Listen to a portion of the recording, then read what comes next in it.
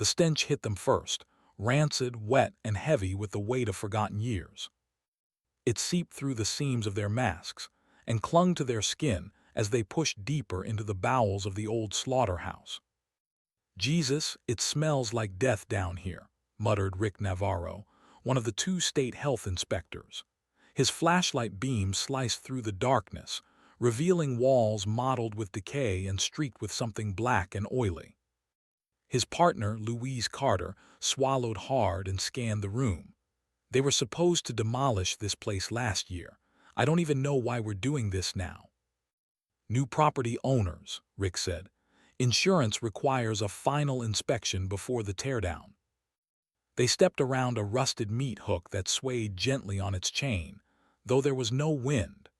Their boots squelched against the damp floor as they moved toward the far corner of the facility, where a collapsed section of concrete revealed a grated drain, choked with grime.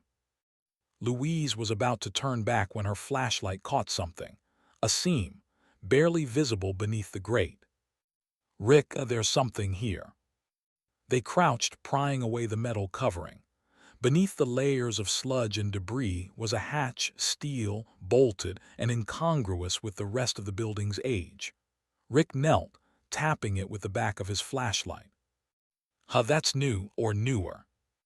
Louise's pulse quickened. Slaughterhouses didn't have secret doors. Should we call it in? Rick hesitated, curiosity won. "Let's just see what's inside first." It took them 10 minutes and a crowbar to break the rusted bolts. With a groan, the hatch lifted, and a wave of stale air, thick with rot, rolled upward like a living thing. Both inspectors recoiled. The hole beneath was narrow, barely wide enough for one person to slip through. Rick lowered his flashlight into the darkness. What he saw made his skin crawl. There was a room down there. A small, square chamber carved into the earth. Its walls were lined with yellowing racing posters and newspaper clippings, some curling from damp. A single mattress lay against one wall, stained and sagging, and on the floor, half buried in dust, was a saddle leather cracked, initials EM burned into the side. But it was what lay next to the mattress that sent Louise stumbling backward, hand over her mouth. A skeleton curled in on itself, a tattered jockey helmet still clinging to its skull. 3 years too late. When Clara Mercer got the call, she almost didn't answer. It was a gray October morning, and the phone had been ringing for over a minute, buzzing against the kitchen counter like a hornet trapped under glass. She stared at it as if ignoring it might somehow protect her from what was coming. "Ms. Mercer, this is Detective Jonas Hale with the Shelby County Sheriff's Office. We need you to come in. It's about your brother." 3 years. 3 long, merciless years since Eli Mercer, golden boy of Kentucky's racing circuit, her baby brother, her best friend, had vanished without a trace. Police had called it a cold case after 6 months. Reporters had stopped calling after a year. But for Clara, time had simply stopped. Now standing under the harsh fluorescence of the coroner's office, she felt like she was sleepwalking. The antiseptic smell, the low hum of the refrigerator units, the detective's voice flat, practiced, all blurred into a surreal hum. "Remains were found at the old McClellan slaughterhouse 2 days ago," Hale explained. "We believe there's a connection to your brother's disappearance." He gestured to the small evidence tray on the table. On it lay a silver locket, tarnished but unmistakable. Clara's breath hitched. That's his. I gave it to him for his 21st birthday."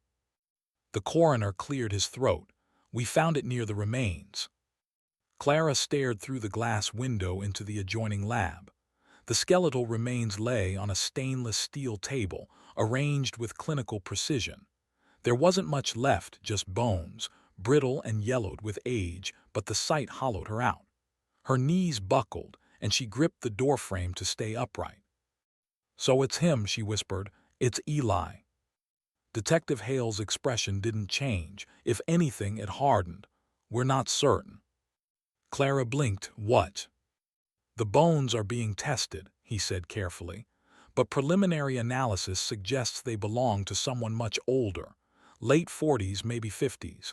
Male, yes, but not Eli. The room tilted. That's impossible, the locket could have been placed there. Clara's pulse thudded in her ears. She felt the ground shifting beneath her, the fragile reality she'd built around her brother's presumed death cracking apart. "Then whose body is that?" she demanded. "We don't know," Hale admitted, "but the chamber appears to have been lived in. There was food packaging, bedding, signs someone was down there for weeks, maybe months." Clara shook her head. "But Eli was kidnapped. Everyone said he was dead." "Ms. Mercer," Hale interrupted gently, "it's possible your brother was there, but if he was, he left and someone else died in that room." The weight of ghosts. The rest of the day unfolded in a haze. Reporters gathered outside her apartment, their microphones like vultures' beaks. Friends she hadn't spoken to in years left voicemails dripping with false sympathy. And everywhere the same headline: "Human remains found in Slaughterhouse, linked to missing Jockey case." That night Clara sat in the dark of her living room, whiskey glass clutched in one shaking hand. The locket, Eli's locket, rested on the table before her, glinting faintly in the glow of the streetlight filtering through the blinds. She remembered the last time she saw him. The way he'd grinned, boyish and invincible, as he tugged his helmet under his arm. The argument, stupid, bitter, about his gambling debts and the people he was mixed up with.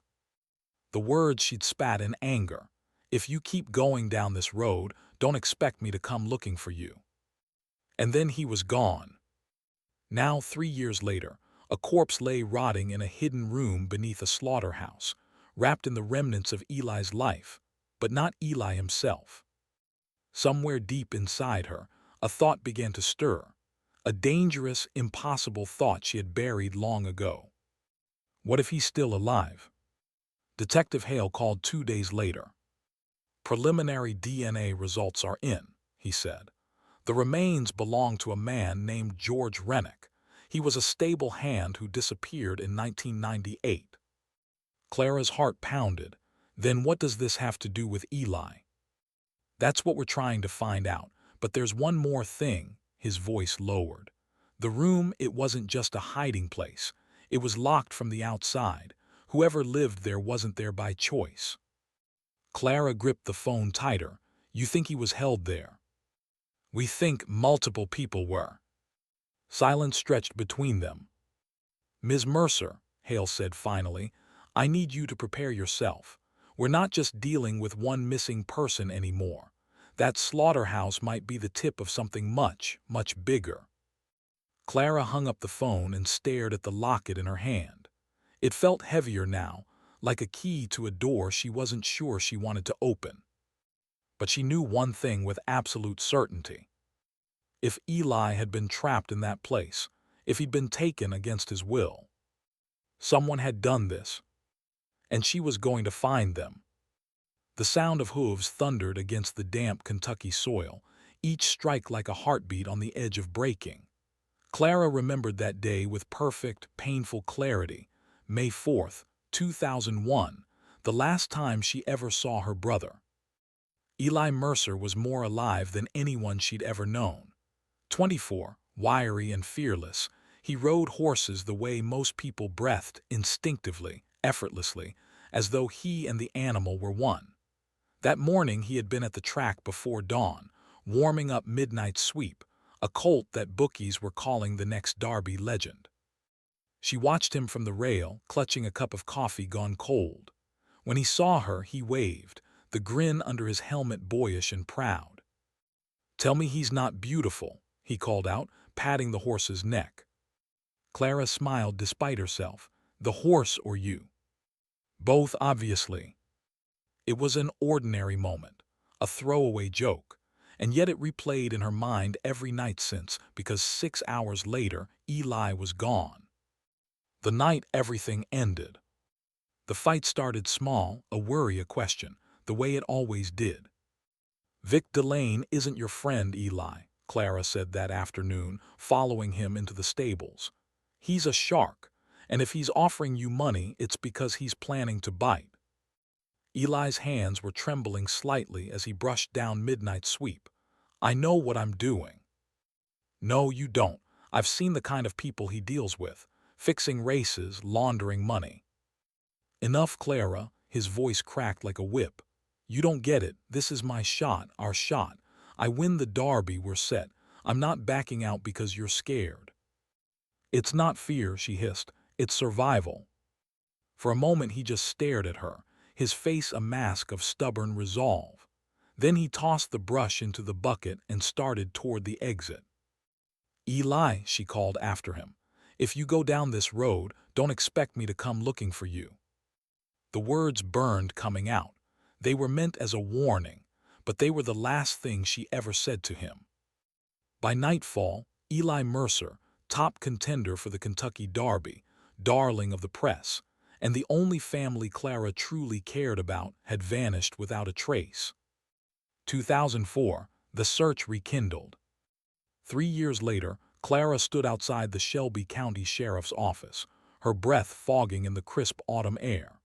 The building hadn't changed since the first days of the investigation, same flickering fluorescent sign, same coffee-stained detectives, but everything else had. The case was no longer cold. The discovery of the hidden chamber beneath the slaughterhouse had set something in motion, and Clara intended to see it through. Detective Jonas Hale was waiting for her in a cluttered conference room, a manila folder already open on the table. He was older than she remembered, his hair grayer, his eyes sharper. "I appreciate you coming in," he said. "I know this isn't easy." "I've been waiting 3 years to hear from you," Clara replied flatly. "Easy isn't the point." Hale slid a stack of photos toward her. "We've re-examined the original case files, witness statements, financial records, race logs, everything, and we found a few things that don't add up." The photos were surveillance stills from the night Eli disappeared. Grainy, low resolution, but clear enough to make her heart stop. One showed Eli at the racetrack gates, leaving the stables around 9:45 p.m. Another, taken an hour later, showed a figure matching his build near the McClellan slaughterhouse, a mile down the road. Clara frowned. He had no reason to be there. "That's what we thought, until we found this."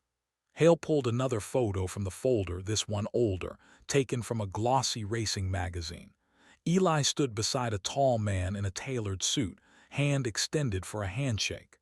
The caption read, "Victor Delane welcomes rising star Eli Mercer to Delane Racing Group." Clara's jaw tightened. "Delane." "We've been digging into his operations," Hale said. "There are rumors, illegal betting, race fixing, money laundering, but nothing that's ever stuck. Eli was close to him, too close." "Are you saying Delane had something to do with his disappearance?" "I'm saying he's our best lead." Old faces, old lies. Clara's first stop was Blue Hollow Stables, where Eli had trained. The place hadn't changed much, the same peeling paint, the same sweet smell of hay and sweat, but the people there avoided her eyes. "Clara Mercer," drawled Ray Kincaid, Eli's former trainer, leaning against a fence post.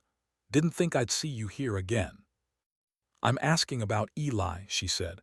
"I know he was involved with Delane. What did he get into?" Kincaid spat into the dirt. "You're barking up the wrong tree. Kid was a good rider, stubborn as hell but good. He was scared before he vanished, nervous. Did he talk to you about anything?" Kincaid's eyes darted away. "Nope, and if he did, I wouldn't repeat it. Delane's not a man you cross." The way he said it quietly, almost reverently, sent a chill down Clara's spine. Delane's shadow still loomed over this place. Her next visit was to Eli's closest rival, Marcus "Red" Dempsey, who had since retired.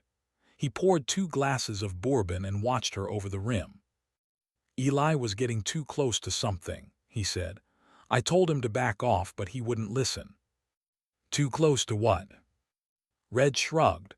Rumors about certain horses being drugged, races fixed. Maybe he was going to blow the whistle, maybe someone made sure he didn't. It wasn't much, but it was more than she'd heard in 3 years. And it all pointed in the same direction: Victor Delane. A face in a photograph. Back at home, Clara spread the evidence across her kitchen table: photos, police reports, newspaper clippings, everything she had collected since 2001. In one image, Eli stood laughing with a group of men at a charity event. She had seen it 100 times before. But now something caught her eye. A face in the background, sharp cheekbones, dark eyes, watching Eli with an intensity that didn't belong. She grabbed a magnifying glass. The man appeared again in another photo, and again in a shot taken the day before Eli vanished, always lurking at the edge of the frame.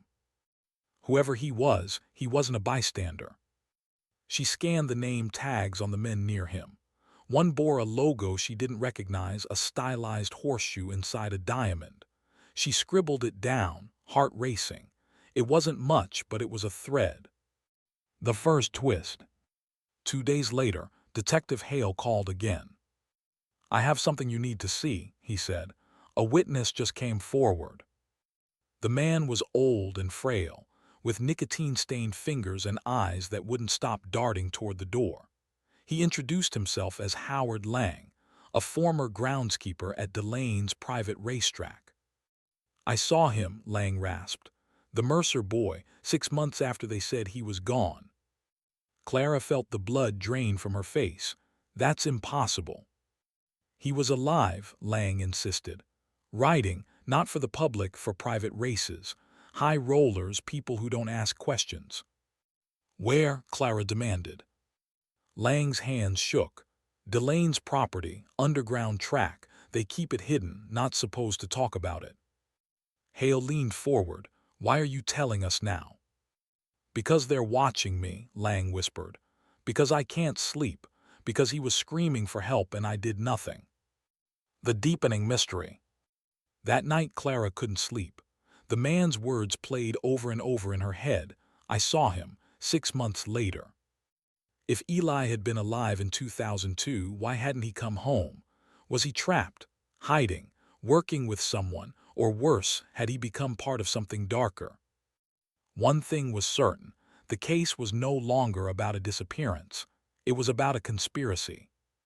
And she was going to tear it apart piece by piece, lie by lie, until she knew the truth. The message burned into Clara's mind long after she deleted it. "Stop digging or you'll join HIM." She told herself it was just a bluff, the kind of empty threat people make when they feel cornered. But when she walked out to her car the next morning and found all 4 tires slashed, the illusion shattered. Someone was watching her, someone who knew what she was doing, and they wanted her to stop. She stared at the shredded rubber, breath coming in shallow bursts. Anger flared hot and wild, cutting through the fear. "No," she whispered to the empty street, "I'm not stopping." Cracks in the mirror. Detective Jonas Hale wasn't pleased when he heard about the message. "You should have told me immediately," he said, packing the small conference room. "This isn't a game, Clara. Whoever sent that text is dangerous." "They're scared," she shot back. "That means I'm close to something." "You're not a cop. You're a civilian, and you're interfering with an active investigation." Clara laughed, bitter and sharp. "Active? You called it cold 2 years ago. The only reason anything is happening now is because I'm digging." Hale rubbed his temples. "I get that you want answers, but this is how people end up dead." She wanted to argue, but the exhaustion in his eyes stopped her. Jonas wasn't the enemy. He had been one of the only people who cared enough to keep the file open. Still, she couldn't slow down, not now. A sister's guilt. That night, Clara stood in front of the bathroom mirror, staring at the hollowed-out version of herself staring back. 3 years of grief had etched lines around her eyes. She barely recognized the woman she'd become, the one who drank too much, slept too little, and chased ghosts because the alternative was unbearable silence. It was easier to blame the world, Delane, the corrupt system, the nameless men in the shadows. But deep down she knew the truth. This was her fault. If she hadn't yelled at Eli, if she hadn't said those words, "Don't expect me to come looking for you," maybe he would have come home. Maybe he would have called. Maybe he wouldn't have vanished into the dark. A sharp knock on the door pulled her back. She opened it to find her mother standing there, face drawn and tight. "Mom," Clara whispered. They hadn't spoken in months. "Can I come in?" Family fault lines. The silence stretched heavy as her mother wandered the apartment, picking up old photos and setting them down without comment. When she finally spoke, her voice was brittle. "You're still chasing him?" Clara folded her arms. "Of course I am." 3 years, Clara. Her mother turned to face her. 3 years of police searches and dead ends. And now you're putting yourself in danger for what? For a ghost. He's not a ghost. Her mother's eyes softened just a fraction. "You think you're doing this for him, but you're not. You're doing it for you, because you can't forgive yourself." The words hit harder than Clara expected. She opened her mouth to argue, but nothing came out. "I lost a son," her mother whispered, voice trembling. "I won't lose a daughter too." And with that she walked out, leaving Clara alone with the silence and the weight of her guilt. The stable hand's secret. The next morning brought a glimmer of hope. Detective Hale called with a lead. "Remember Lydia Rourke?" he asked. "She used to work the stables at Blue Hollow. Says she has information about Eli, but she'll only talk to you." Clara met Lydia at a diner just off the interstate. The woman was in her 50s, nervous and chain-smoking, glancing over her shoulder every few seconds. "You don't know me," Lydia said, "but I knew your brother. He was a good kid. Brave, stupid, but brave." "What do you mean?" Lydia leaned closer. Eli was going to blow the whistle on Delane.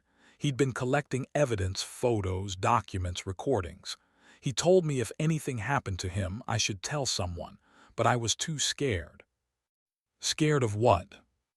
"Of them." Lydia's voice dropped to a whisper. "The people Delane works with. They don't just fix races, they run illegal tracks, off-the-books races. Sometimes horses disappear, sometimes people disappear." Clara's pulse pounded. "Do you know where Eli kept the evidence?" Lydia nodded. "There's a storage unit on the outskirts of town.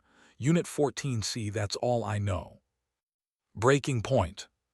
That night Clara drove to the storage facility, heart hammering in her chest. The place was empty, the only light a flickering bulb over the office door. She found Unit 14C and fumbled with the key Lydia had given her. The lock clicked open. Inside was chaos, overturned boxes, shredded papers, empty shelves. Whoever had been here had taken everything. But they'd missed one thing. At the back of the unit, beneath a pile of discarded tack and racing gear, Clara found a pair of blood-stained riding boots. They were Eli. She recognized the initials carved into the leather. And the blood wasn't old, it was dark, still tacky, recent. Her hands shook as she dialed Hale. "Someone been here, they took everything, and they left this." "Stay where you are," Hale said. "I'm sending a unit." But before they arrived, Clara noticed something else, a footprint near the door, deep and fresh in the dust. It was too big to be hers. Whoever had been here today. The threat grows. The next morning, Clara's phone rang again, but this time it wasn't the detective. "Ms. Mercer," the voice on the other end rasped. "You don't know me, but I know you're looking for your brother." "Who is this?" "I was at the track that night. I know what happened." Her breath caught. "Tell me." A pause, then, "Meet me tomorrow, Old Grain Silo on Route 9. Midnight, come alone." The line went dead. Clara stared at the phone, her stomach churning. It was reckless, maybe even suicidal, but what choice did she have? If there was a chance, even a sliver, that this person knew the truth, she had to take it. The emotional collapse. That night, the weight of it all finally broke her. She poured herself a drink, then another, and another, until the edges of the world blurred and the pain dulled. The television droned on in the background, some news report about the Slaughterhouse discovery, but she wasn't listening. Her phone buzzed, a text from Jonas. "I'm worried about you. Don't go to that meeting, it's a trap." She ignored it. Her mother's voice echoed in her head. "You're doing this for you, not for him." Maybe she was.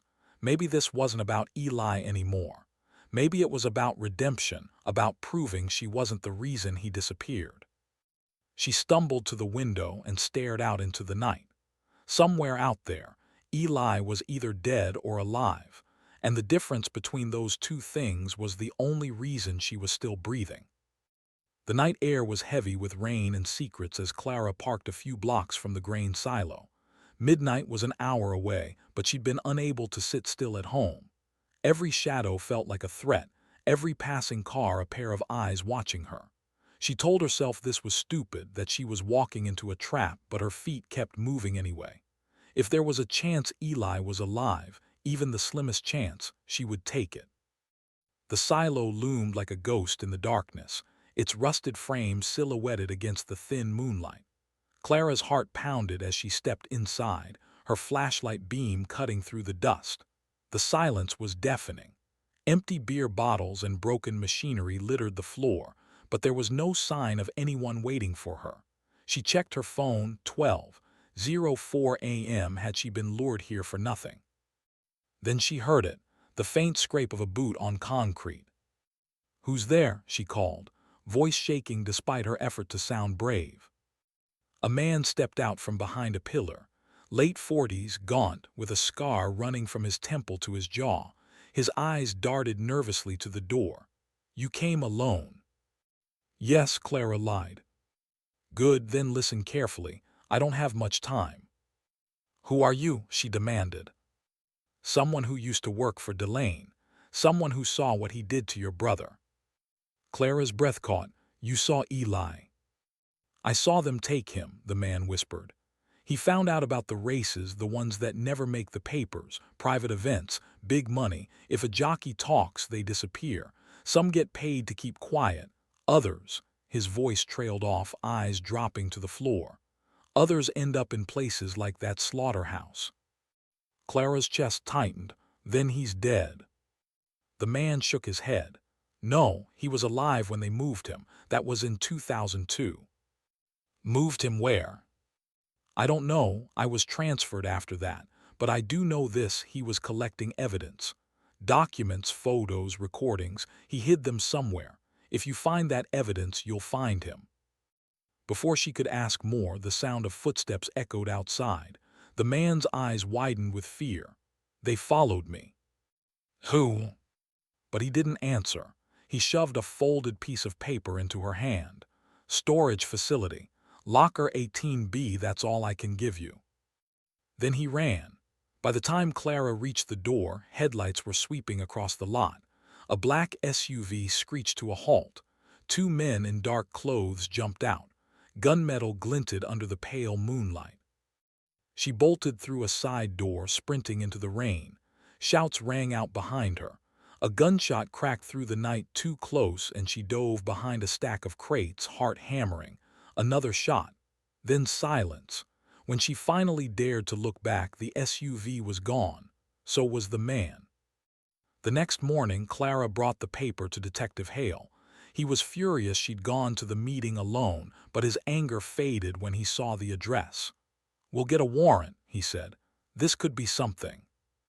Hours later, they stood before Locker 18B at a self-storage facility on the outskirts of town. The door screeched as Hale rolled it open. At first glance, the unit looked abandoned, just dust and old crates. But as Clara stepped inside, she noticed a false panel in the back wall. Behind it was a small metal safe. Inside the safe was a flash drive, several photographs, and a weathered leather-bound notebook. Clara's hands shook as she flipped through it. Dates, names, racing times, payment amounts. At the bottom of one page, written in Eli's messy handwriting, were 3 words: "They kill witnesses." The photographs were worse. Grainy shots of men injecting horses with unknown substances, jockeys being escorted into windowless vans, and one image that froze her blood: Eli himself, thinner, bruised, but unmistakably alive, being led into a building marked Delane Agricultural Processing. "That's the old slaughterhouse," Hale murmured. "They used it as a front." Clara's mind reeled. "That's where they found the hatch." "Which means he was there," Hale said grimly. "And if he was alive in that photo, this isn't just a missing persons case. It's organized crime." The evidence was explosive, but it also meant they were now dealing with people who would kill to protect their secrets. That night, Hale put Clara under temporary police protection. It lasted less than 24 hours. By the next evening, the safe house was broken into, no valuables taken, but every page of Eli's notebook was gone. The message was clear: they were watching. Desperate, Clara revisited the slaughterhouse. The police had sealed it off, but she found a way in through a collapsed side wall. The underground room where the skeleton had been discovered was still there, eerily silent. But as she examined the walls, something caught her eye: a faint groove in the floor, hidden under layers of grime. She knelt and scraped away at it. Slowly, a pattern emerged: a series of scratched numbers: 43.9181. Coordinates. Clara plugged them into her phone's GPS. The location was 50 miles away, deep in the woods near an abandoned quarry. Her heart pounded. Could that be where Eli was taken? Before she could think it through, she heard footsteps behind her. She spun, flashlight raised. Detective Hale stood in the doorway. "You shouldn't be here," he said. "I found something," Clara replied, showing him the coordinates. He stared at them, his expression unreadable. Then, without warning, he reached out and snatched the paper from her hand. "This stays with me." "What are you doing?" she asked, confused. "Going through the proper channels," he said flatly. "You're too close to this." But something in his tone made her stomach twist. It wasn't just authority, it was fear. That night, Clara's mind wouldn't rest. Something about Hale's reaction felt wrong, too defensive, too rehearsed. She pulled out copies she had secretly made of Eli's notes. On one page, a single payment entry was circled: $50,000 J. Hale, assistance. Her blood ran cold. Jonas Hale, the one man she trusted, the only ally she had left. Had he been helping Delane all along? She barely slept. At dawn, she packed a bag, loaded her car, and entered the coordinates into her GPS. If Hale was compromised, she couldn't wait for him to make a move. If Eli was alive, she had to find him before anyone else did. As the sun broke over the horizon, Clara pressed her foot to the accelerator, chasing a lead that might finally end this nightmare or destroy her for good. And 50 miles away, in a clearing no one had visited in years, a man with tired eyes and a scarred face looked up from the shadows of an old quarry building. He stared into the trees as if sensing something. "She's coming," he whispered. "God help her if she finds this place." The hunt was no longer about clues or evidence. It was about survival. And somewhere out there, buried beneath years of lies and blood, the truth was waiting, darker than Clara could imagine. When her phone buzzed an hour later, she almost didn't look. But the message flashing across the screen made her grip the wheel tighter. "Too late, we found him first." The rain hadn't let up since dawn, a steady, cold drizzle that turned the roads into rivers and the sky into one endless gray bruise. Clara drove with both hands gripping the wheel, her knuckles white, eyes fixed on the wavering GPS arrow leading her toward the coordinates. Each mile deeper into the woods made her pulse beat harder. She hadn't told anyone where she was going. Not Hale, not her mother. Especially not Hale.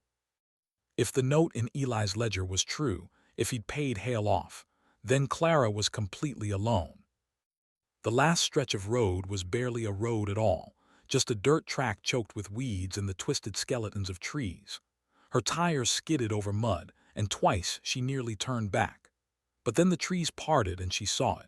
An abandoned quarry, its walls blackened by time, its machinery rusting like bones. And there, at the far edge, half swallowed by vines and concrete, was a low building with a steel door. Her hands were shaking when she killed the engine.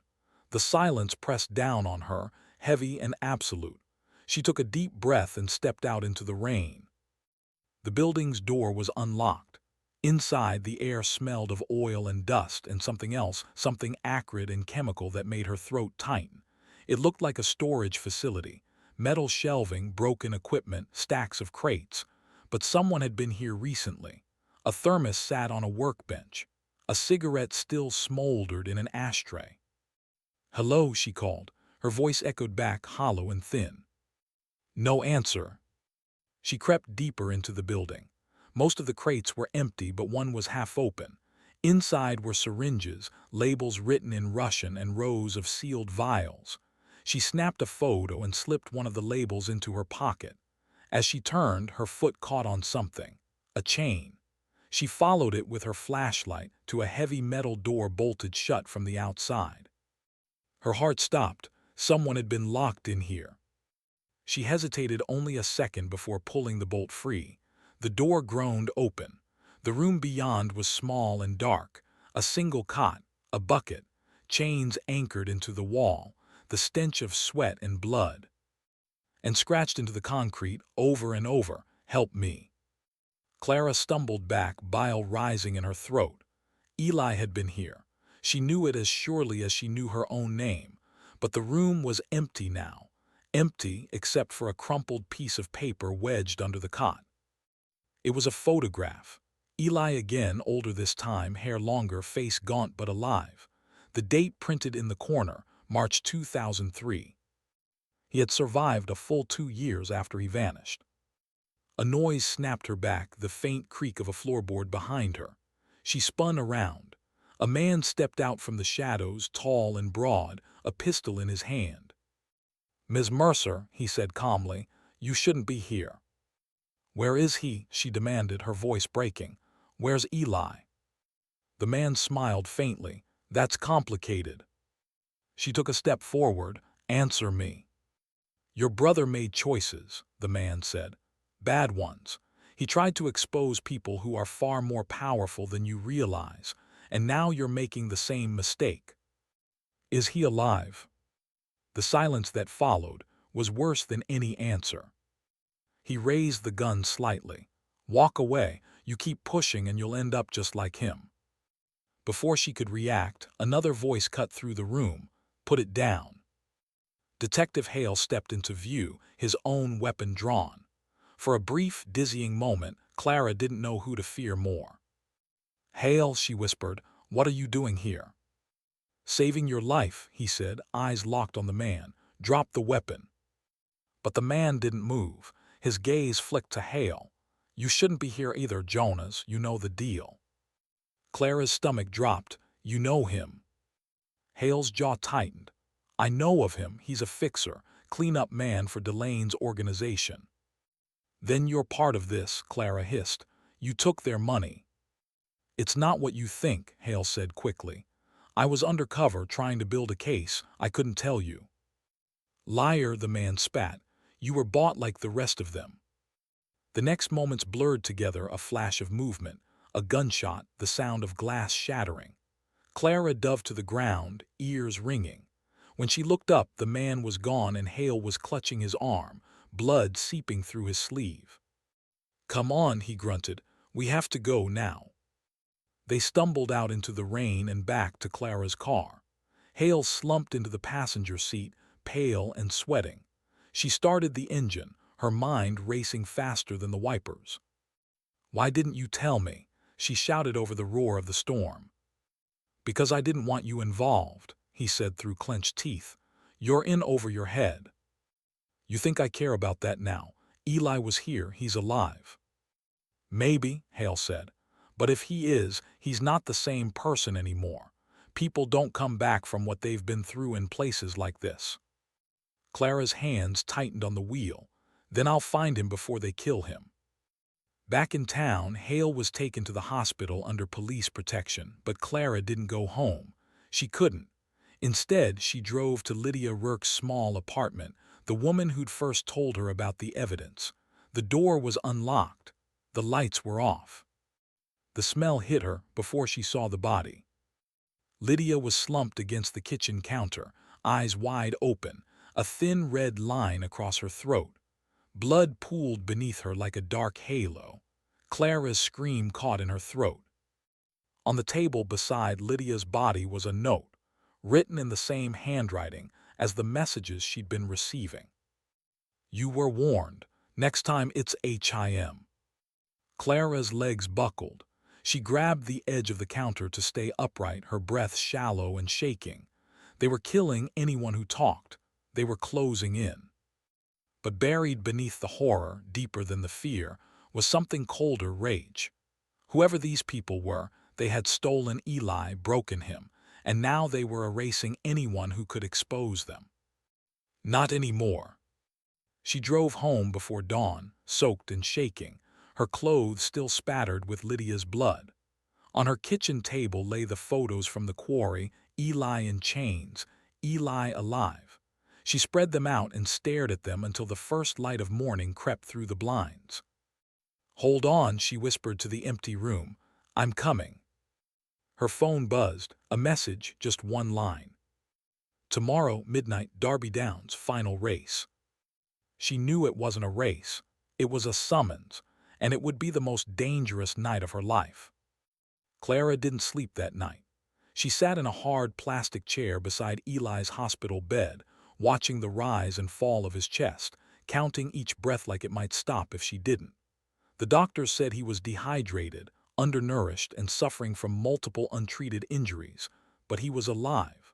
Alive, after 3 years of believing he was a name on a tombstone.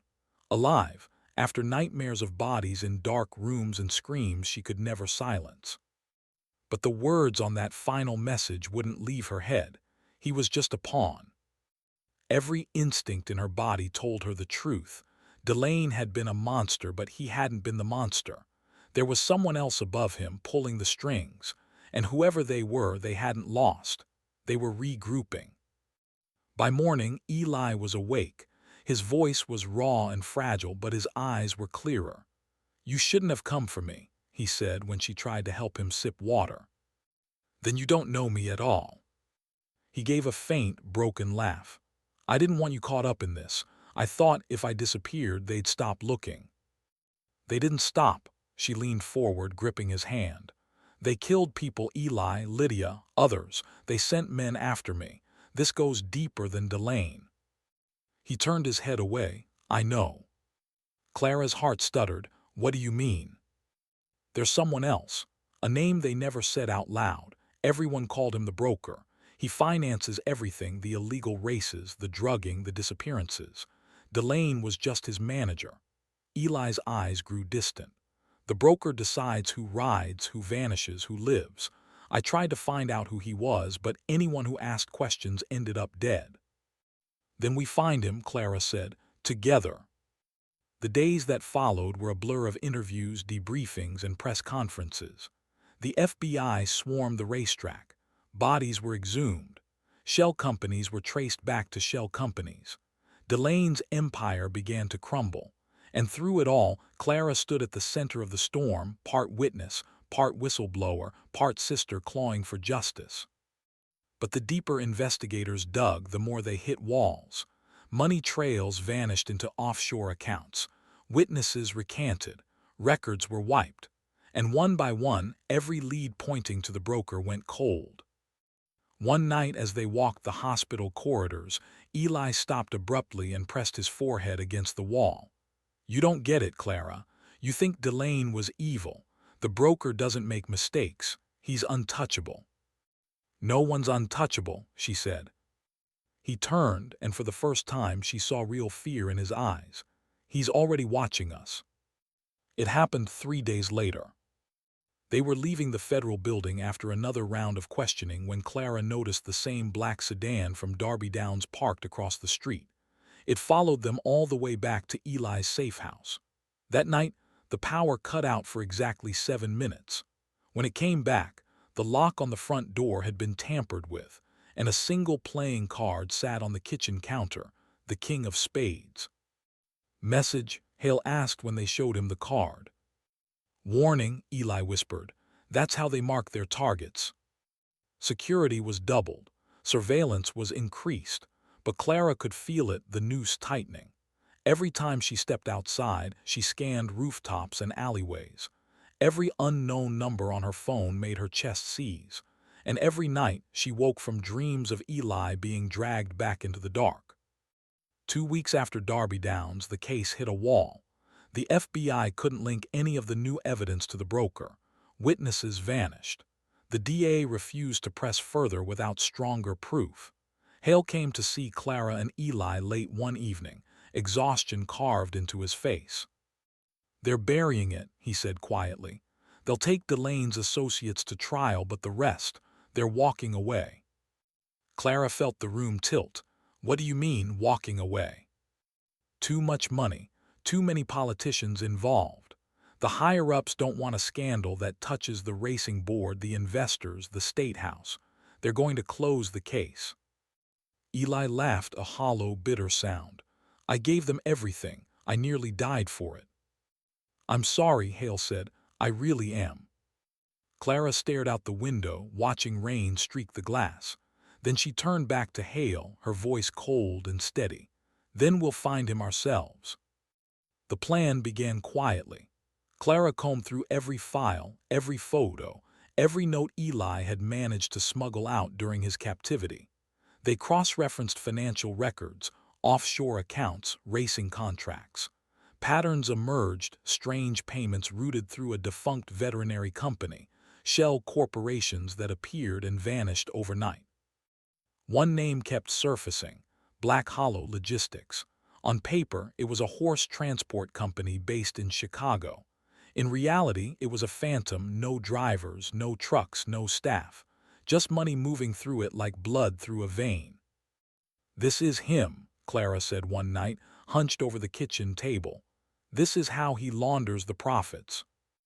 Eli leaned back, exhausted but alert. "If we hit this, we'll hit him." The next day, they drove to Chicago under assumed names. The address listed for Black Hollow was a warehouse on the edge of the industrial district. It looked abandoned, boarded windows, rusted gates, no sign of life. But as they watched from a distance, a convoy of unmarked vans pulled in and out, always at night, always heavily guarded. "Not horse transport," Eli murmured. "Something else." They broke in 2 nights later. Clara's heart thudded so hard she thought it would give her away. The warehouse was cavernous and mostly empty, except for a small office at the far end. Inside were filing cabinets, ledgers, and a single laptop humming quietly on a desk. Eli booted it up, and the screen filled with encrypted transaction logs. "This is it," he whispered. "This connects them all." A noise echoed from the loading bay. Footsteps, voices. Clara's stomach flipped. Someone else was here. They didn't have time to escape before the door burst open. A man stepped inside, flanked by 2 armed guards. He wore a tailored suit and a silk scarf, his silver hair slicked back. He moved with quiet authority, as if he owned the ground beneath his feet. "I was wondering when you'd come," he said, smiling faintly. "Eli Mercer, Clara Mercer. I've heard so much about you." "Who are you?" Clara asked, though she already knew. "They call me the broker," he said, "but I prefer Mr. Vale." The guards raised their weapons.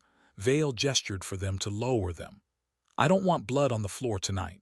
You've caused me a great deal of trouble, but I'm a reasonable man. Walk away and you both live. Stay and you die." Eli stepped forward, fists clenched. "You ruin lives, you destroy people. We're not walking away." Vale's smile widened. "You still think you're the heroes in this story." Clara glanced at the laptop, the evidence still scrolling across the screen. If they could get it out, it would prove everything. But Vale followed her gaze and chuckled softly. "Even if you take it," he said, You'll never get far. I own judges. I own senators. I own the people who write the headlines. You'll be dead before anyone reads a word." The room seemed to close in around her. The exit was blocked. The guards' fingers tightened on their triggers, and Vale, calm, unhurried, reached into his pocket and tossed a small object onto the desk. It was Eli's old silver locket. "Found this in the cell you freed him from," Vale said, ashamed to see family torn apart over something as trivial as justice. The walls of Clara's world felt like they were collapsing, and still she refused to back down. "You can own every senator in this country," she said, voice trembling but steady. "But I'll burn this whole empire down before I let you win." Vale's smile faltered just slightly, then he nodded once almost respectfully. "So be it." The guards raised their guns. The world froze. And then chaos. A crash of glass, shouts, the pounding of boots. Black-clad agents stormed the building, shouting commands. Gunfire erupted. Vale vanished in the confusion. When it was over, Clara and Eli were on the floor, coughing through smoke, surrounded by federal agents. The laptop was gone. Vale was gone. And once again the truth had slipped through their fingers, just out of reach. The night raid had left Clara and Eli shaken. They had escaped with their lives, but not with what mattered most. The laptop was gone. Vale was gone. And now every door that had seemed open was slamming shut. The authorities offered empty promises about ongoing investigations, but Clara knew what that meant. The trail would go cold, buried under red tape and fear. For the first time since this all began, Clara considered quitting. They had exposed Delane. They had brought down part of the operation. Maybe that was enough. But then she looked at Eli, the hollow stare, the way he flinched at sudden noises, the haunted dreams that woke him screaming, and she knew it wasn't enough. Not until the man behind all of it was in the ground. Weeks passed. Investigators called her in for testimony. Reporters begged for interviews. Talk shows wanted her story. She turned them all down. Publicity wouldn't solve anything. The broker was still out there, and until he was caught, no one was safe. Eli, though physically recovering, remained distant. Some mornings he would disappear for hours without telling her where. When she pressed him, he would only shake his head. "You don't understand, Clara. They'll never stop." One night she found him packing a duffel bag. "I can't stay here," he said quietly. "If I'm gone, maybe they'll leave you alone." "No," she said, her voice trembling. "We finish this together, you and me." He didn't argue, but the next morning the bag was gone, and so was he. Clara's world collapsed in on itself. She searched every place she could think of: old tracks, safe houses, abandoned barns, but Eli had vanished without a trace. A part of her feared the worst, that Vale had found him again. Another part feared something else, that Eli was trying to finish what they had started alone. It was 3 weeks later when she received a letter in the mail. No return address. Inside was a single page of handwriting she recognized instantly. "I have to do this, Clara. There's one more race. One more chance to bring them down. I can't risk you getting hurt again. If I don't come back, know that I never stopped fighting. E." The date written beneath it was 3 days away. And the place, Dubai. Clara didn't think. She booked a flight the same day. The desert heat was suffocating. The private track was hidden in the dunes, far from any city. The event was invitation only, the kind of thing billionaires bragged about but never admitted existed. There were no cameras, no police, just unmarked jets on the runway and limousines carrying people whose names never appeared on any list. Clara watched from the shadows near the paddock, her baseball cap pulled low. And then she saw him, Eli, thin but determined, dressed in a jockey's silks she didn't recognize. He looked older than she remembered, but the fire in his eyes was the same. Her heart twisted. She wanted to run to him, to drag him out of there, but something told her this was bigger than either of them. This was a sting, his plan, his gamble, and if he was here, it was because he believed it was the only way to end this. She stayed hidden, watching as the guests took their seats. The broker had to be here. Somewhere in this crowd was the man responsible for everything. And then, as the final race was announced, a hush fell over the stands.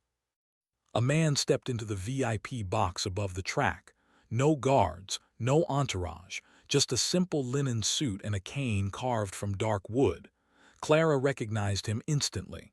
Vale. Her stomach dropped. He wasn't hiding. He was here to watch, to celebrate. The race began. 6 riders thundered down the sand track, but Clara barely saw them.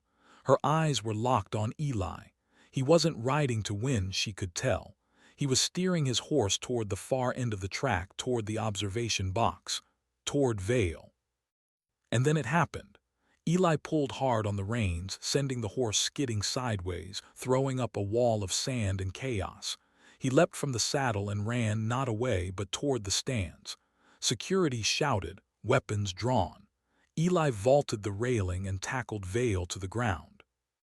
Now, he shouted. The sound of helicopters filled the air. Sirens wailed in the distance. Clara turned to see armored vehicles cresting the dunes, federal agents pouring out with rifles raised. The sting had been real, and Eli had been part of it all along. The scene erupted into chaos. Vale was dragged away in cuffs, spitting curses.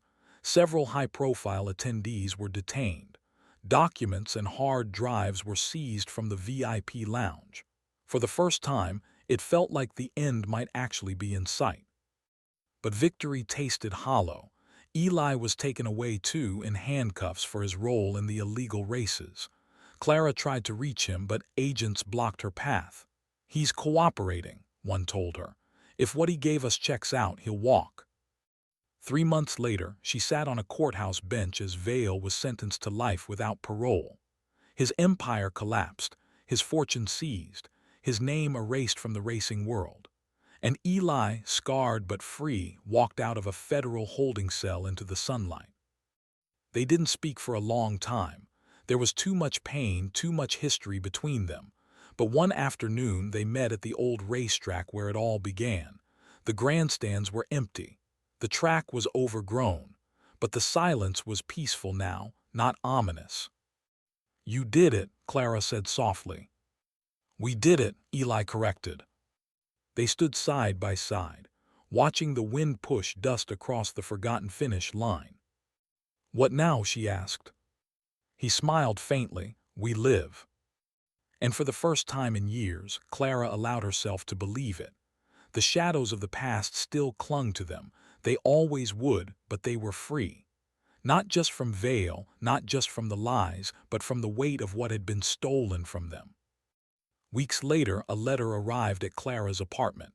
No name, no return address, just a single line typed neatly on the page. "There are more like him, bigger, deeper, and they know your name." Clara stared at it for a long time before folding it into a drawer. She didn't tell Eli. Not yet. Maybe one day she would. For now, she stepped out into the morning light, breathing deeply, feeling the world move on. The war might not be over, but the first battle was won. And this time, she knew she was ready for whatever came next.